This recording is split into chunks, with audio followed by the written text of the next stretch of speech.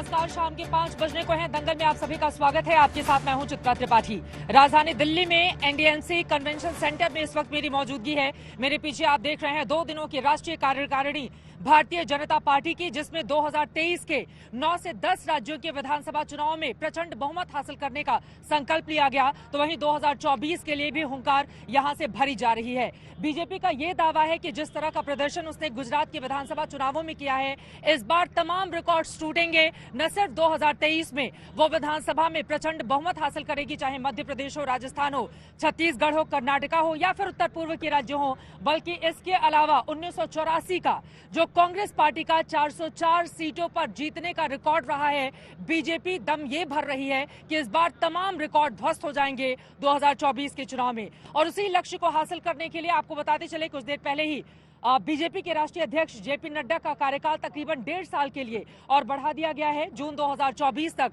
वो राष्ट्रीय अध्यक्ष बने रहेंगे और उन्हीं के नेतृत्व में ये पूरा का पूरा चुनाव लड़ा जाएगा। गृह मंत्री अमित शाह सामने आए। उनकी ओर से एक तरफ जहां जेपी नड्डा की तारीफ में कसीदे पढ़े गए, तो उनकी ओर से यह भी गिनाया गया कि बिहार से लेकर महाराष्ट्र तक और उत्तर प्रदेश से लेकर तमाम दूसरे राज्यों तक किस तरह से बीजेपी ने प्रचंड जीत हासिल की है। ऐसे में सवाल बड़ा ये खड़ा हो रहा है कि 2023 की इस लड़ाई में बीजेपी वास्तव में जो दावा कर रही है, उसके दावे में क्या दम है। क्योंकि एक बार फिर से आज राहुल गांधी सामने आए। प्रेस कॉन्फ्रेंस में बीजेपी पर ताबड़तोड़ हमला करते हुए उनकी ओर से कहा गया कि बीजेपी कितना भी मंदिर मस्जिद गिनाए, लेकिन मुद्दा बेरोजगारी और महंगाई ही रहेगा। ऐसे में बीजेपी के सामने चुनौतियां कितनी बड़ी हैं, और साथ ही सवाल कांग्रेस पार्टी से भी होंगे कि उसके लिए बीजेपी जैसी मजबूत और बड़ी पार्टी के सामने अपने वजूद को तलाशना खासतौर से कई राज्यों में कितना ज्यादा मुश्किल हो जाएगा। इसी पर दंगल में होगी बड़ी चर्चा, लेकिन उसके पहले हमारी ये रिपोर्ट देखिए।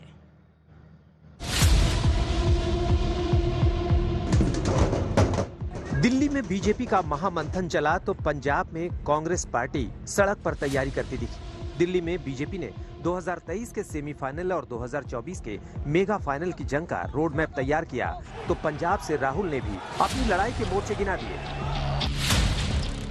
बीजेपी की राष्ट्रीय कार्यकारिणी स्थल के बाहर एक तरफ संस्कृति और दूसरी तरफ तरक्की और ताकत की पहचान लगाई गई। बीजेपी गिना रही है कि वो किन कामयाबियों के साथ चुनावी मैदान में उतरने वाली है।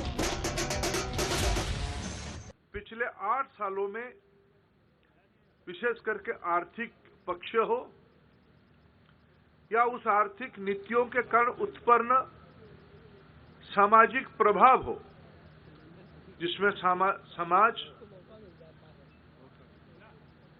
अधिकार की विषय रखने वाला समाज, हक की लड़ाई लड़ने वाला समाज आज आत्मनिर्भरता की ओर बढ़ी है, सशक्तिकरण की ओर बढ़ी है।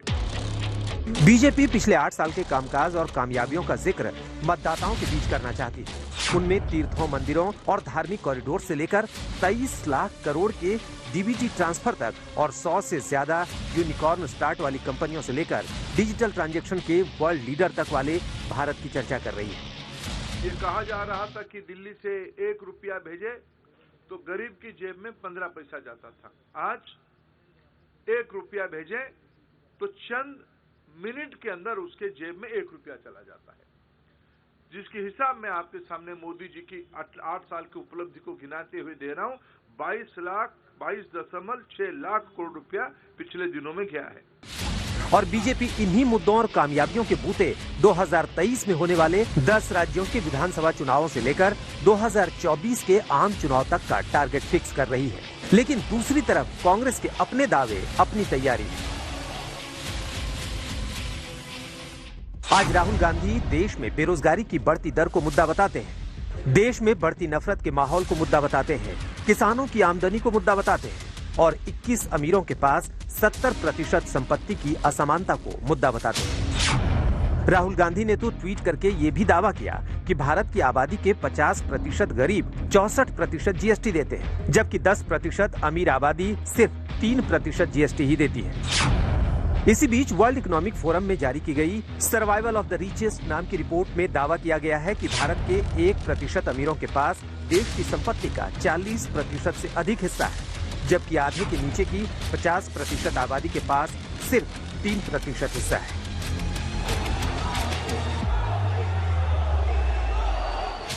बीजेपी के दावे के मुताबिक सशक्त होते भारत और सबका साथ सबका विकास वाले भारत के बीच कांग्रेस के अपने आरोप हैं। राहुल कहते हैं कि मुद्दा बेरोजगारी भी है। महंगाई बढ़ती जा रही है, इससे चोट किसको लगती है? किसान को लगती है, मजदूर को लगती है। बेरोजगारी की चोट हिंदुस्तान के अरबपतियों को नहीं लगती, उनके बच्चों को नहीं लगती, हिंदुस्तान के आम नागरिक के बच्चों को लगती है। इसलिए हमने ये यात्रा शुरू की बेरोजगारी के खिलाफ।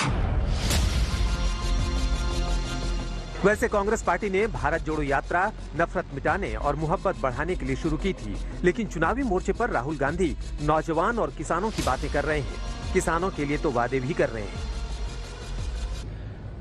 हिंदुस्तान के 21 सबसे अमीर लोगों के पास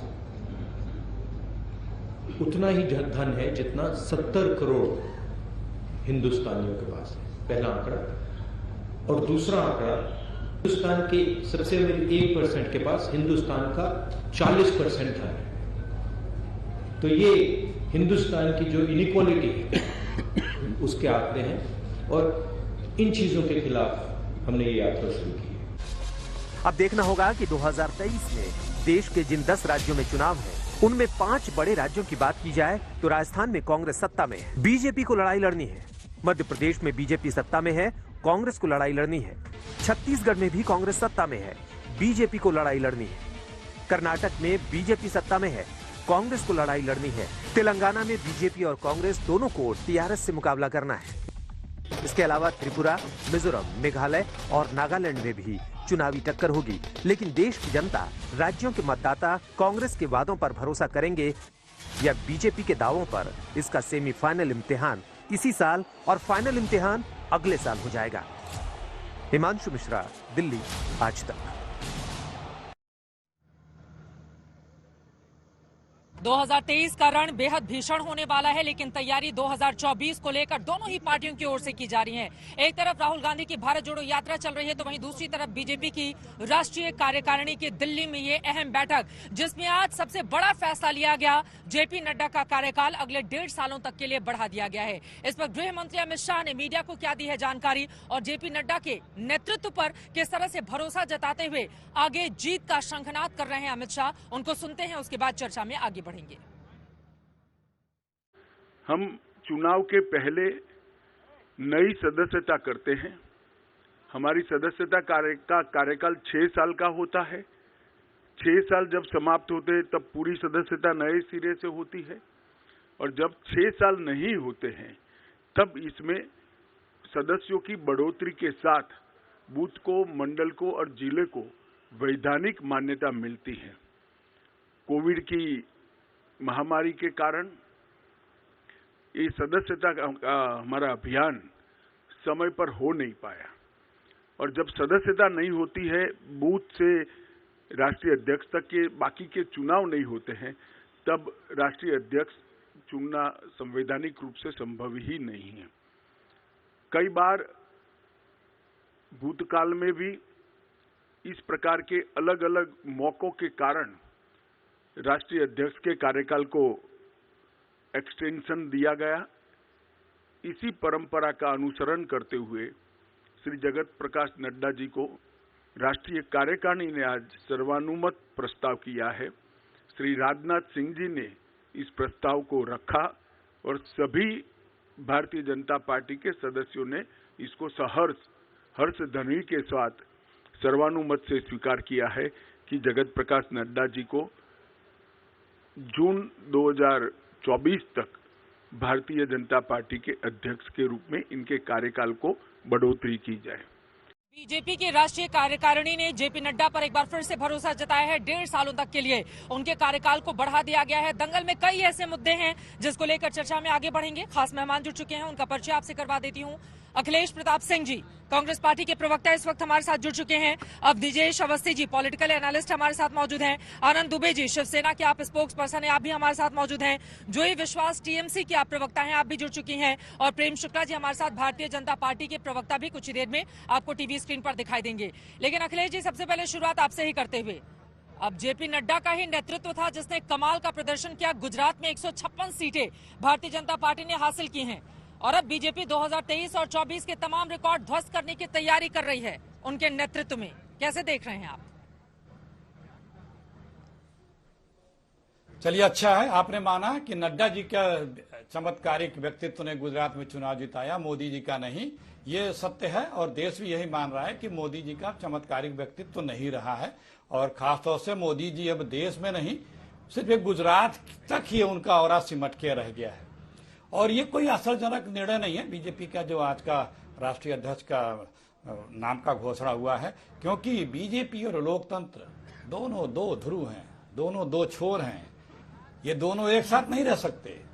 लोकतंत्र बीजेपी को बर्दाश्त ही नहीं है, वो तो अपना आता है चला आता है। और बीजेपी ने 2024 में अपना हार का ठीकरा फोड़ने के लिए नड्डा जी के नाम का एक ला दिया कि किसके ऊपर ठीकरा फोड़ेंगे, क्योंकि ये मोदी जी का जो ऑरा था वो अभी जो 3 राज्यों में चुनाव हुए हैं, 2 राज्य की विधानसभाओं, 1 नगर पालिका वो मेयर वाला और प्रदेशों के कई उपचुनाव, वो साबित कर दिया कि मोदी जी की विश्वसनीयता समाप्त हो चुकी है। वो जो बोलते हैं और जो करते हैं उसमें कोई मेल मिलाप नहीं है, सिर्फ बोलते हैं। इवेंट से कमाल का कॉन्फिडेंस है आपका अखिलेश जी। ठीक है, वैसे मैं बता दूं, अमित शाह की ओर से कहा गया है जेपी नड्डा की तारीफ करते हुए कि उन्होंने बिहार जिताया, बंगाल में शानदार प्रदर्शन, यूपी जिताया, उत्तराखंड में प्रदर्शन। और अच्छी बात है अमित शाह जी ने भी स्वीकार किया कि मोदी जी का जलवा नहीं है, ये तो और अच्छी बात है। ठीक है, जैसे ही बीजेपी के प्रवक्ता हमारे साथ होंगे, क्या हमारे साथ प्रेम शुक्ला जी जुड़ चुके हैं, उनके पास में जाऊंगी, लेकिन उसके पहले आप नीजेश अवस्थी जी, इनका ये कहना है कि देखिए लोकप्रियता कम हो रही है और बहुत सारे ऐसे मुद्दे हैं जिस पर बीजेपी को घेरने की तैयारी। और आज तो राहुल गांधी ने भी गिनाया कि मंदिर मस्जिद कितना भी करती रहे बीजेपी, चुनाव तो महंगाई और बेरोजगारी के मुद्दे पर ही होगा। और उन्होंने शाइनिंग करता हुआ इंडिया और भारत के बीच का फर्क भी बताया आंकड़ों के साथ। अब नीजेश जी। चित्रा जी, आप ये बताइए कि कौन सा मुद्दा ऐसा है जो उत्तर प्रदेश समेत 5 राज्यों के चुनाव में नहीं था, गुजरात समेत 2 राज्यों के चुनाव में नहीं था, 2019 के चुनाव में नहीं था, कहां कब ये मुद्दा इन्होंने नहीं उठाया। बात यह है कि कांग्रेस समझना नहीं चाहती और न समझे, वो उसी ढर्रे पर चल रही, उसी ढर्रे की राजनीति करना चाहती है जिस ढर्रे की राजनीति वो पिछले 70-75 साल से या 50 साल से करती रही है। बात ये है नहीं। बात सारे हम सब लोग कहते हैं कि विपक्ष मजबूत होना चाहिए, विपक्ष मजबूत होना चाहिए। विपक्ष मजबूत तब होगा जब सरकार के सत्ता में जो सरकार है उसके प्रति कोई एंटी इनकम्बेंसी होगी। नरेंद्र मोदी का करिश्मा अखिलेश जी को न दिखता हो, बहुत अच्छी बात है, इसी भ्रम में रहें। इसी भ्रम में रहते हुए उन्होंने कितने राज्यों के चुनाव हारे हैं ये अखिलेश जी बताएं। उत्तर प्रदेश में 2 सीटें आई हैं जहां आप सरकार बनाने की बात कर रहे थे। और मजे की बात यह है कि 2 सीटों वाला 1 सीट वाले को कह रहा था चुनाव के बाद कि हम तो उनको मुख्यमंत्री पद देने को तैयार थे। ये है कांग्रेस की असलियत। पंजाब में क्या हाल हुआ इनका, उत्तराखंड में क्या हाल हुआ, गोवा में क्या हाल हुआ। आप बड़ी साफ सी बात है चित्रा जी, ये भ्रम में नहीं। अब नई राजनीति, ये नया भारत, नई राजनीति का पदार्पण हो चुका है नए भारत में। अब वो राजनीति नहीं चलती वहां पर अखिलेश इस तरीके की। नए भारत को पहचान नहीं पा रही है क्या कांग्रेस पार्टी? अब नीजेश जी ने जो बड़ी बातें कही हैं, देखिए लोकप्रियता तो है क्योंकि 2014 से जब से नरेंद्र मोदी का युग शुरू हुआ जो बीजेपी कहती है, उसके बाद से कांग्रेस का क्या हाल हुआ ये बताने की जरूरत नहीं है। ये अलग बात है कि गुजरात के अलावा हिमाचल के चुनाव कांग्रेस पार्टी ने जीत लिए, लेकिन 2019-2014 की लोकसभा के आंकड़े निकाल के देख लें और अब तो क्षेत्रीय पार्टियां भी कांग्रेस पार्टी को एकदम छोटा करती हुई चली जा रही हैं। सच्चाई स्वीकारने में कांग्रेस पार्टी नाकाम साबित हो रही है क्या? और वो नरेंद्र मोदी की लोकप्रियता को भाप नहीं पा रही है देश में। देखिए यहीं पे हमारे जो साथी मित्र हैं मेरे अग्निवेश जी, यहीं पे देखिए कितने मुखौटे इसी पिछले कुछ वर्षों में इन्होंने अपने चैनलों पे अपने बदल चुके हैं। तो जनता देख रही है। पहले आते थे आरएसएस विशेषज्ञ, फिर प्रोफेसर, अब राजनीतिक विशेषज्ञ। तो ये जो मुखौटों का परिवर्तन है, इससे जनता भ्रमित होने वाली नहीं है कि एक आपका डेंट लग गया तो आप दूसरा नाम लिया, दूसरा डेंट और तीसरा नाम लिया। मुखौटे बदलने से क्रियाकलाप नहीं बदलते हैं। तीसरी बात चित्रा जी, देखिए ये कर्नाटक, महाराष्ट्र और मध्य प्रदेश, ये 3 लूटी हुई सरकारें हैं। इनको नक्शे से हटा दीजिए, सिर्फ नक्शे में यूपी उत्तराखंड और गुजरात दिखेगा बीजेपी, बाकी जगह सुपड़ा साफ है। तो बीजेपी की हालत आज की तारीख में क्या है? कोई उनको पूछ रहा है? कोई किस बात पे कोई वोट देगा? आप कह रहे हैं हम कमजोर हैं। अरे बीजेपी के अपने ट्रेडिशनल अलायंस बीजेपी का साथ छोड़ चुके हैं, क्योंकि वो अपने उस अलायंस पार्टनरों के साथ ईमानदार नहीं रहे, उनको समाप्त करने का प्रयास करते रहे। चाहे वो बिहार हो, चाहे महाराष्ट्र हो, चाहे राजस्थान हो, चाहे पंजाब हो, सब जगह से आज बीजेपी को कोई भी हिंदुस्तान का राजनीतिक दल चिमटे से छूने को तैयार नहीं है। और जितने लोग हैं, ठीक है, जितने इसके अलावा दल हैं, हाँ, चित्रा जी मेरा नाम लिया था इसलिए मैं जवाब भले मेरे से हो, लेकिन कांग्रेस पार्टी से मन भिन्न नहीं है। हाँ, वो हमारी शुभकामनाएं हमको दे रहे हैं, छूने का जिक्र कर रहे हैं तो मुझे अटल बिहारी वाजपेयी की संसद में दिया गया वो भाषण याद आ जाता है। ठीक है, ठीक है, आप कहने कोई बीजेपी के साथ नहीं है, कांग्रेस पार्टी के साथ कितने लोग खड़े हैं? इस सवाल का जवाब आप दीजिएगा, क्योंकि अब तो आपकी बड़ी परीक्षा जम्मू कश्मीर में जब भारत जोड़ो यात्रा पहुंचेगी तो होगी, क्योंकि इनविटेशन तो आपने तमाम विपक्षी दलों को दे दिया है, लेकिन अभी तक कोई बड़ा चेहरा उस भारत जोड़ो यात्रा में उस तरह से शिरकत करता हुआ, शामिल होता हुआ नजर नहीं आया है। लेकिन अब नीतीश अवस्थी जी, देखिए राहुल गांधी की ओर से कहा गया है भारत के 1% अमीरों के पास देश की संपत्ति का 40% से अधिक हिस्सा है, जबकि आधे से नीचे की 50% आबादी के पास सिर्फ 3% है। वो बार बार भारत और इंडिया के बीच की जो गहरी खाई है, बढ़ती हुई खाई है, उसका वो जिक्र कर रहे हैं। और भारत जोड़ो यात्रा में जनता तो उनके साथ दिख रही है, कम से कम सड़कों पे भारी भीड़ उमड़ रही है राहुल गांधी के साथ चलने के लिए। उससे भी बीजेपी डरी हुई है क्या? चित्रा जी, पहली तो इस बात का मैं जवाब दे दूं। अखिलेश जी ने जो कहा कि अलग अलग नामों से आता हूं, अखिलेश जी आप सिर्फ नेतागिरी करते होंगे और कुछ नहीं करते होंगे। मैं पढ़ाता हूं देश के एक दिल्ली विश्वविद्यालय के एक कॉलेज में, और वो मेरे रोजगार का साधन, मैं प्रोफेसर हूं, पहली बात। दूसरी बात, आरएसएस से मेरा संबंध है, इसमें कोई मुझे शर्म या हया नहीं है। और इन दोनों कामों के होने के साथ साथ मैं राजनीति का विश्लेषण भी कर सकता हूं, जो हर देश का नागरिक करता है, करता रहता है, पान की दुकान से लेकर के अखबार के कॉलम तक करता है। आप या तो कैसे चलाते हैं घर मुझे मालूम नहीं, या तो गमलों में गोभी उगा करके चलाते होंगे, या तो किसानी खेती के नाम पर, मुझे मालूम नहीं है। लेकिन मैं बिल्कुल साफ हूं, स्पष्ट हूं, मुझे इसमें कहीं कोई दो तरह की नहीं है। चेहरे और नकाब आपके ऊपर आपने डाल रखा है, पहली बात। दूसरी बात चित्रा जी, बड़ी साफ सी बात है कि जितने आंकड़े हैं, मैं सारे आंकड़ों पर, बिल गेट्स सबसे ज्यादा दुनिया का पर्सनल बातें नहीं करते हैं, मुद्दों पर रहते हैं, मुद्दों पर रहते हैं। नहीं, पर्सनल बात उन्होंने शुरू की थी चित्रा जी, पर्सनल बात अखिलेश जी ने शुरू की थी, इसलिए मैंने कहा आपको। जहां तक बिल गेट्स, लोगों से गुजारिश है, हम पर्सनल बात में नहीं रहेंगे, मुद्दों पर बात करेंगे। बिल गेट्स अगर विश्व का सबसे अमीर आदमी होता है तो हिंदुस्तान का हर नागरिक बिल गेट्स बनने की कोशिश करता है। हिंदुस्तान का अगर कोई आदमी अगर दुनिया के तीसरे नंबर का, चौथे नंबर का होता है तो जलन होती है। ये तो ठीक वही वाली बात है जो एक फिल्म का डायलॉग था ना, कि अपना दोस्त अगर फेल हो जाए तो दुख होता है, लेकिन अगर फर्स्ट आ जाए, टॉप कर जाए तो बहुत ज्यादा दुख होता है। ये वो वाली बात है। अपने देश के नागरिक, और सबसे बड़ी बात है इसमें से कोई सा भी ऐसा उद्योगपति नहीं है जिसने अपना उद्योग का धंधा अभी बीजेपी के कार्यकाल में शुरू किया हो। तो सबसे पहले सब इस्टेब्लिश्ड हैं। धीरू भाई अंबानी के बारे में अगर बताऊं तो मुश्किल हो जाएगी। तीसरी बात जो सबसे महत्वपूर्ण बात है, जिन आंकड़ों पे बात होती है, खुद जो बड़े बड़े उद्योगपति हैं, चित्रा जी 10 सेकंड, खुद ही बताया गया है कि किसमें वो ज्यादा फले फूले। जल्दी से अपनी बात खत्म कीजिए, जूही विश्वास जी हमारे साथ हैं। 10 सेकंड और लूंगा। मैं उन आंकड़ों की बात करना चाहता हूं जिन आंकड़ों के आधार पर देश की आर्थिक व्यवस्था का ये लोग जायजा लेते हैं। उन आंकड़ों के हिसाब से हैप्पी इंडेक्स में श्रीलंका सबसे भारत से बहुत ऊपर है, और हंगर इंडेक्स में पाकिस्तान भारत से बहुत ऊपर है, जहां पर लोग भूखों मर रहे हैं, एक दूसरे की जान लेने को तैयार है। दो वक्त की रोटी नहीं, 2 रोटी तक अवेलेबल नहीं है। आंकड़ों के दम पर जब भारत की अर्थव्यवस्था का ये चित्रण करेंगे और भारत की सरकार का मूल्यांकन करेंगे तो इनका यही हाल होगा कि 403 में से 2 सीटें आएंगी। ठीक है, और भी बहुत सारे सवाल हैं अखिलेश जी, आप इसका जवाब दीजिएगा, लेकिन उसके पहले जूही विश्वास का रुख करते हुए, टीएमसी के आप नेता हैं। अब जूही जी देखिए, विधानसभा चुनावों में क्या रिजल्ट होते हैं पश्चिम बंगाल के, ये बताने की जरूरत नहीं है, लेकिन जैसे ही लोकसभा की बात आती है, खासतौर से पश्चिम बंगाल में कांटे की टक्कर हम सब ने देखी 2019 में, जब आपको और बीजेपी के बीच सिर्फ 4 सीटों का ही फर्क रह गया, और उत्तर प्रदेश, महाराष्ट्र के बाद सबसे ज्यादा पश्चिम बंगाल से ही लोकसभा की सीटें आती हैं। ऐसे में बीजेपी की ये जो बड़ी तैयारी चल रही है, देखिए अमित शाह का भी पूरा फोकस है बंगाल जीतने पर, और उनको पूरी उम्मीद भी है कि 2019 के मुकाबले 2024 में बंगाल में ज्यादा अच्छा प्रदर्शन करेगी बीजेपी नरेंद्र मोदी के चेहरे के सामने। कैसे ताकत लगाएंगे फिर उनको हराने के लिए? चित्रा जी, मैं आपको पहले कहना चाहूंगी, देखिए 2019 की जो लोकसभा हुई थी उसकी सिचुएशन और अभी 2021 की जो आप अगर विधानसभा की सीट देखेंगे तो तृणमूल कांग्रेस के जो सीट है उस हिसाब से अगर देखेंगे तो बीजेपी का अगर लोकसभा 2024 का रिजल्ट आएगा तो उसमें लगभग 6-7 सीट से ज्यादा बीजेपी को नहीं मिलने वाले हैं।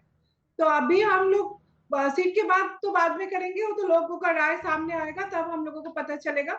लेकिन तैयारी हम लोगों को तृणमूल कांग्रेस के लिए कुछ अलग से नहीं करना है। 2023 में 9 सीट चुनाव विधानसभा चुनाव होने वाले हैं, उसमें नॉर्थ ईस्ट भी है, मेघालय भी है, जिसमें आज हमारी नेत्री ममता बनर्जी पहुंच चुकी है, अभिषेक बनर्जी भी पहुंचे हैं।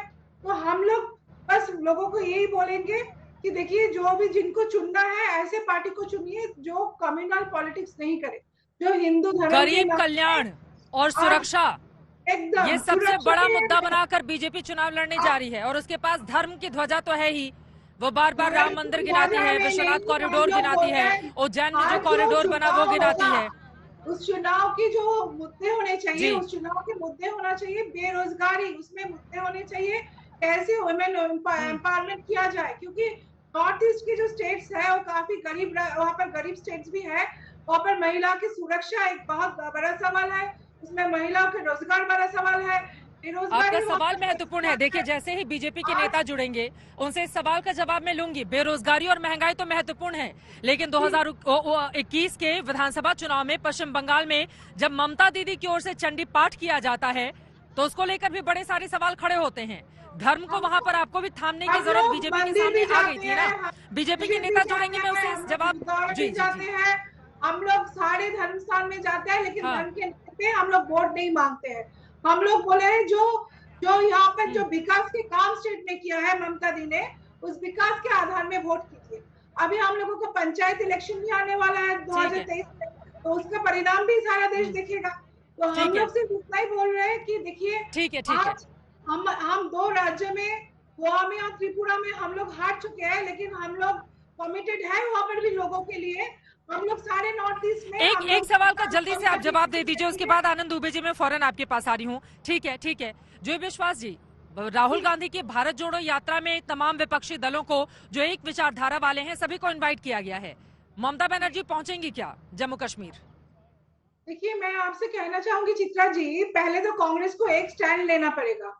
वो वहाँ पर सेंट्रल में बैठ के ममता दीदी को बुलाएंगे भारत जोड़ो यात्रा में योगदान के लिए, और स्टेट में इनके जो प्रेसिडेंट है अधीर रंजन चौधरी, ये ममता बनर्जी को गाली गलौज करेंगे। तृणमूल कांग्रेस को यहाँ पर बंगाल में वो लोग साथ नहीं देंगे, उनके खिलाफ लड़ेंगे। तो वो पॉलिसी तो एक दल के लिए नहीं हो सकता है ना। तो एक पहले वो लोग तैयार करें कि वो लोग तृणमूल कांग्रेस को ऑपोजिशन में, अगर ये तो एकदम नीड ऑफ द आवर है कि सारे ऑपोजिशन पार्टी एक साथ जुटे और बीजेपी के खिलाफ लड़े, लेकिन ये तैयार करना बहुत जरूरी है कांग्रेस के लिए कि वो लोग क्या चाहते हैं, उनका पॉलिसी एक होना चाहिए। ठीक है, कांग्रेस पार्टी क्या कंफ्यूज है, इस सवाल का जवाब मैं अखिलेश जी आपसे लूंगी, लेकिन जल्दी से आनंद दुबे जी आपके पास आते हुए, ये बीजेपी के राष्ट्रीय कार्यकारिणी की इतनी बड़ी बैठक चल रही है, नरेंद्र मोदी का चेहरा है, अमित शाह की रणनीति है, जेपी नड्डा को फिर से कमान दे दिया गया। महाराष्ट्र में बीजेपी कितनी ताकत लगा रही है अपने आप को और ज्यादा मजबूत करने के लिए, किसी से छिपा नहीं। ऐसे में उद्धव गुट की मुश्किलें बढ़ेंगी क्या अब? और सबसे ज्यादा उत्तर प्रदेश के बाद 48 लोकसभा की सीटें वहीं से आती हैं और बीजेपी का पूरा जोर है महाराष्ट्र में पिछले बार के मुकाबले इस बार ज्यादा से ज्यादा सीटें हासिल करने की। देखिए, ऐसा है कि बीजेपी ने 2 बार जनता का विश्वास जीतने में सफलता प्राप्त की। इसका ये अर्थ नहीं कि बार बार विश्वास जीतते जाएगी, क्योंकि आप कैसे कह सकते हैं कि काठ की हांडी 10 बार चढ़ेगी? काठ की हांडी तो 1 या 2 बार ही चढ़ सकती है। आप देखिए कि 2014 में आप कैसे आए थे। आपने कहा था कि हम अच्छे दिन लाएंगे, एक ऐसा दिन लाएंगे लोगों की जिंदगी में जिसमें खुशहाली होगी, जिसमें जिंदगी में तरक्की होगी, लोग आगे बढ़ेंगे। काला धन जो विदेशों में छुपा पड़ा है, जो पिछले कई वर्षों से देश के बड़े बड़े नेताओं ने, बिजनेसमैनों ने वहां छुपा रखा है, हम उसे वापस लाएंगे। आपने वो काम नहीं किया। आपने कहा कि हम भ्रष्टाचार को भारत से खत्म कर देंगे, आप वो कर नहीं पाए। आपने कहा हम महंगाई कम कर देंगे, आप कर नहीं पाए। आपने कहा 2 करोड़ लोगों को हर साल हम नौकरियां देंगे, भारत को समृद्ध और शक्तिशाली बनाएंगे, आप कर नहीं पाए। तो एक बार किसी का विश्वास जीत सकते हैं, ज्यादा से ज्यादा 2014 में उनके सत्ता में आ जाने के बाद उसके बाद जी। लगातार विरोधी दल गिना ही रहे हैं, उसके बावजूद नहीं, तो जनता वही का मैं आपसे विश्वास कह रहा हूं। बार-बार बीजेपी नहीं, के मैं पक्ष वही में। आपसे कह रहा देखिए हूं। कुछ राज्यों मैं को वही अगर हम छोड़ दें, जैसे पश्चिम जी। बंगाल का जिक्र हो रहा था, 3 से 77 पर बीजेपी वहां पर पहुंच गई। ये अलग बात है कि लोकसभा के मुकाबले उसका विधानसभा में कमजोर प्रदर्शन रहा था। महाराष्ट्र की बात करें, यहाँ पर तो बीजेपी सबसे बड़ी पार्टी है ना, 105 विधायक हैं उसके पास, और अभी तो सब डिप्टी सीएम देवेंद्र फडणवीस हैं। तो आप लोग कह रहे हैं कि तमाम मुद्दे होने के बावजूद बीजेपी के ऊपर अगर जनता का भरोसा हो रहा है, तो इस बात को कैसे नकारेंगे आप? बिल्कुल, आपने बीजेपी ने बिल्कुल। साथ में चुनाव लड़ा, लेकिन रिजल्ट क्या रहा? बीजेपी को आपके मुकाबले कहीं ज्यादा सीटें महाराष्ट्र में मिली। ये अलग बात है कि उद्धव ठाकरे ने अपनी राह अलग कर ली थी। तो चित्रा बीजेपी जी, का जो ग्राफ है उसको आप कैसे नकार सकते हैं आंकड़ों में? चित्रा जी, 2014 और 19 के लोकसभा के चुनाव में बीजेपी और शिवसेना ने मिलकर चुनाव लड़ा था, और इनके एक एक सांसद या हमारे एक एक सांसद को जीतने में सभी दोनों दलों का बहुत बड़ा सहयोग होता था, जिसका मैं आपको एक मापदंड देता हूं कि अभी जब और एक महाविकास विधायकी के आघाड़ी चुनाव में भी जब एक महाविकास आघाड़ी बना हुआ है, तब से आप देखिए कि कांग्रेस, शिवसेना और राष्ट्रवादी कांग्रेस की जो वोट बैंक है वो भारतीय जनता पार्टी से ज्यादा ही है, कम नहीं है। इसका ये अर्थ होता है कि भारतीय जनता पार्टी महाराष्ट्र में अकेले जीतने की योग्यता हासिल नहीं कर सकती, उन्हें हारना तय है, क्योंकि जब शिवसेना उनके साथ होती है तब वो भले जीत सकते हैं। अगर शिवसेना उनसे दूर कर दी जाए तो अकेले भारतीय जनता पार्टी लोकसभा का चुनाव या विधानसभा का चुनाव नहीं जीत सकती। ये नहीं वो कोई देखिए नहीं है उनके साथ।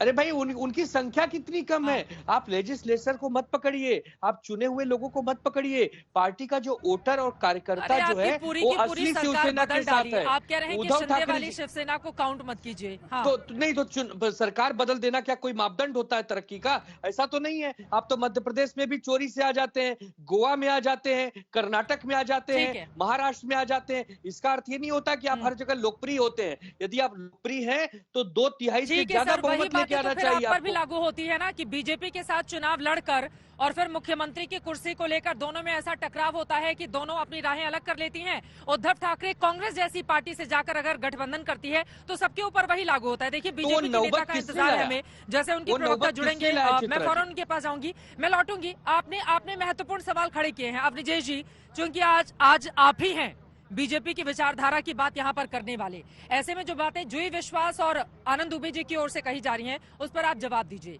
देखिए दोनों का यही कहना है कि अपने अपने इलाके में दोनों के ही नेताओं का अपना प्रभाव है, अपना रुतबा है, और वहां पर किसी और की नहीं चलती है, कितना भी जोर लगाए बीजेपी।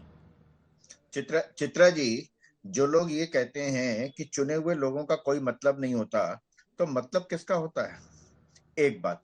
दूसरी बात, मैं बड़ी साफ सी बात कहूं कि जितने मुद्दे आज दुबे जी ने यहाँ पर उठाए हैं, जितने मुद्दे उठाए हैं, वो उन मुद्दों के कारण साथ नहीं छोड़ा। साथ इसलिए छोड़ा क्योंकि उन्होंने कहा कि मुख्यमंत्री का पद शिवसेना को मिलना चाहिए।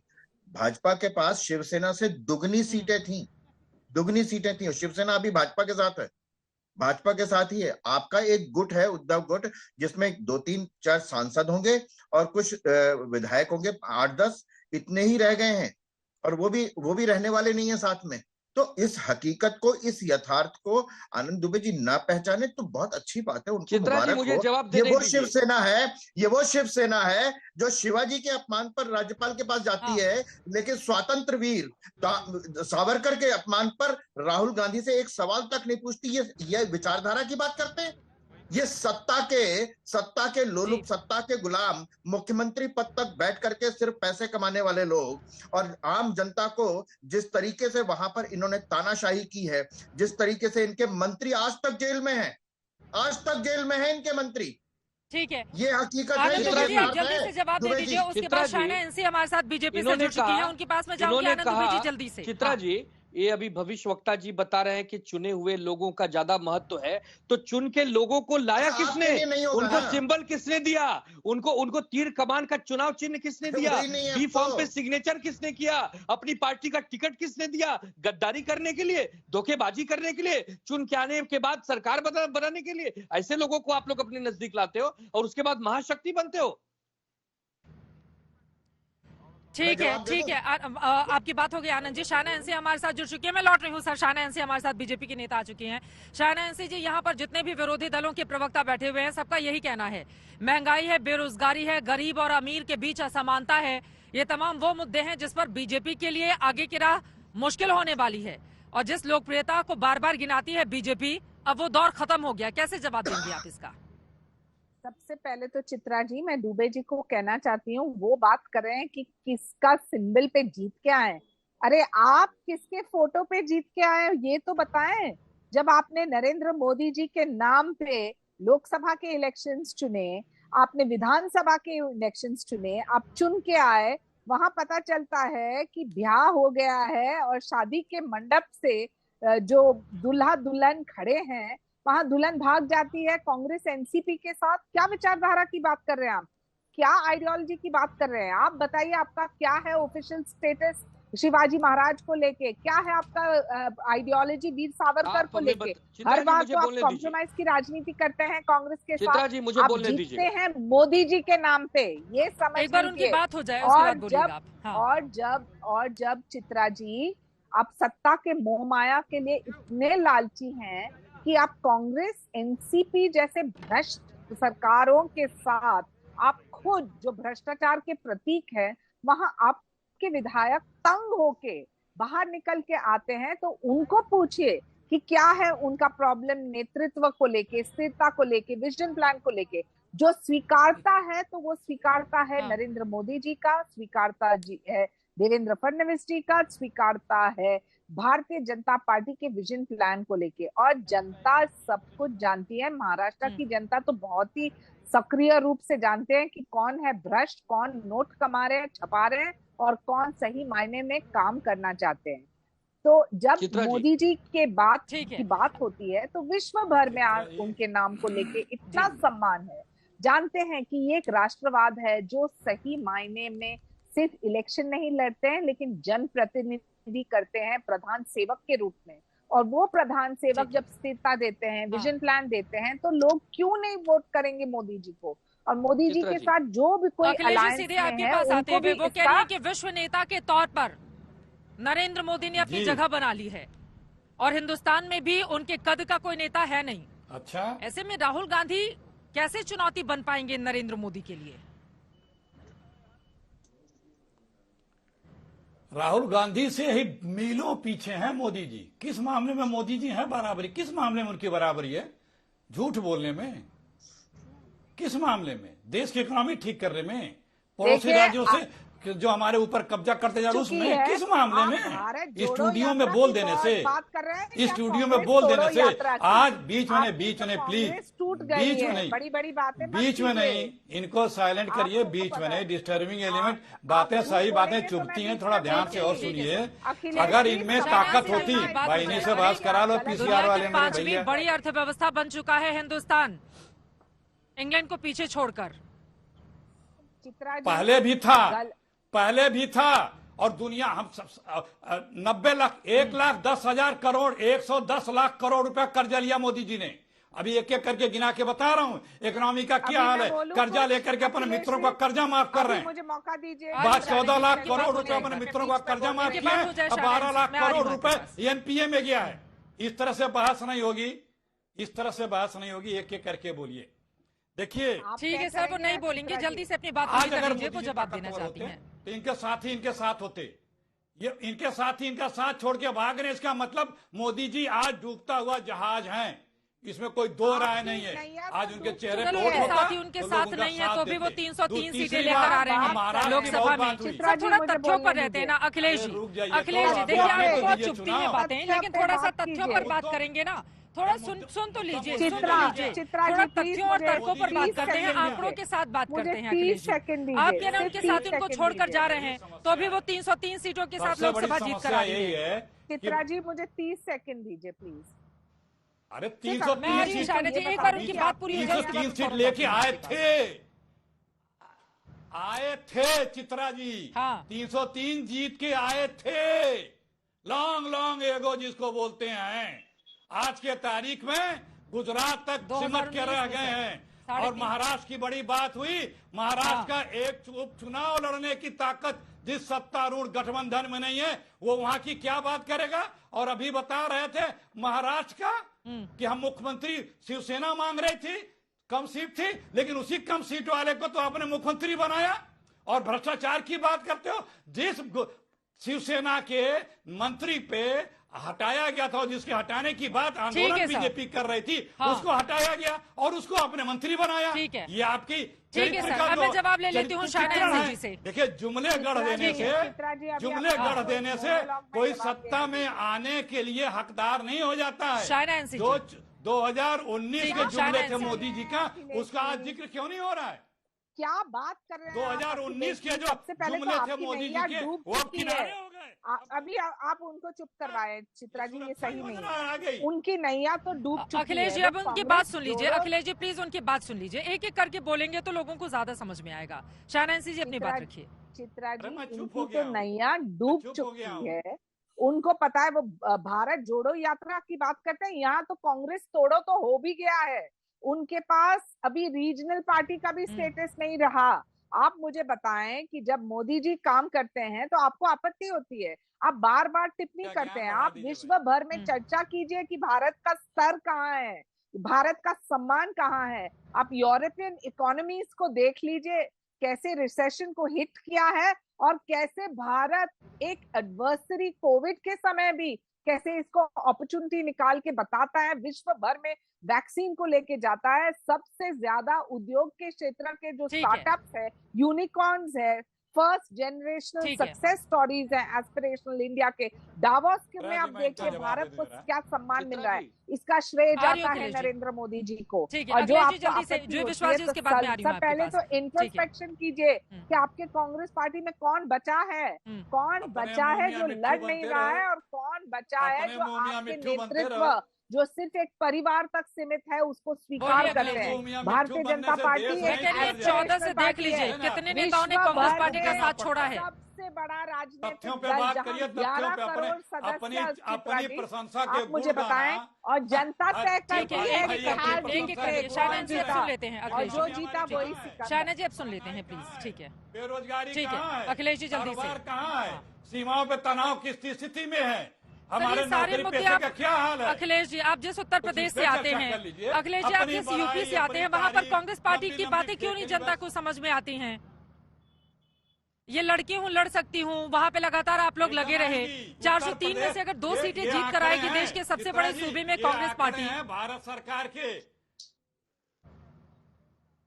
सुन तो लीजिए, जहाँ बीजेपी की हम जरा से भी तो उस पर प्रश्न चिन्ह करते हैं। आप सबसे पहले बीजेपी के प्रश्न का पहले आप कूद पड़ती हैं।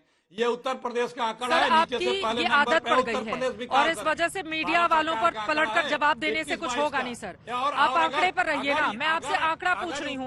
मैं क्यों इतना आप गिनाते हैं, क्यों नहीं असर होता है जनता के ऊपर? देश में कारोबार बढ़ा होता।